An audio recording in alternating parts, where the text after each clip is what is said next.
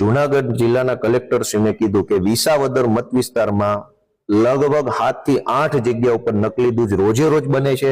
મારી પાસે પરફેક્ટ માહિતી છે, નામ, સરનામા, લોકેશન, ફોટો, વિડીયો સહિતની। પણ મને સરકારી તંત્ર પર એક પૈસાનો ભરોસો નથી, એટલે હું તમને માહિતી આપું તો તમે મને નહીં નકલી દૂધવાળાને મદદ કરશો, આવું મેં એમને કીધું। અને એટલે મેં વિનંતી કરી ભગવાનનો ડર રાખો। કાયદો કોર્ટ કચેરી તો ઠીક છે, આ દૂધ નકલી જે બને છે એનો દૂધ, એનું દહીં, એની છાશ, એનો આઈસ્ક્રીમ, માખણ આ બધું જ આપણે ખાવાના છીએ અને આપણે જ મરવાના છીએ। એટલે મેં સ્પષ્ટ ભાષામાં કીધું કે મારી પાસે નકલી દૂધ ક્યાં, વિસાવદર મત વિસ્તારમાં કયા ગામમાં કોણ બનાવે છે, ફોટો વિડીયો સાથે છે, પણ હું નહીં આપું, કેમ કે મને ભરોસો જ નથી।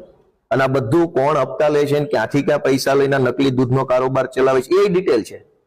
હવે જે પૈસા લઈને બેઠા છે એને શું ફરિયાદ કરવાની? એટલે આજે જૂનાગઢના ધારાસભ્ય સંજયભાઈએ પણ એવું કીધું કે ભગવાનની ડર રાખો। એમણે એવું કહેવું પડ્યું, તો સત્તાપક્ષના ધારાસભ્ય એમણે એવું કીધું ભગવાનનો ડર રાખો, પૈસા કમાવાના 100 ઠેકાણા છે, બીજે પૈસા કમાજો, દૂધમાં ના કમાતા, આવું એમણે કીધું। અને મારે કેવું પડ્યું કે ભગવાનનો ડર રાખો, કેમ કે આ લોકો કાયદા કોર્ટ કચેરી તો ગોળીને પી ગયા છે નકલી દૂધમાં નાખી મિલાવી।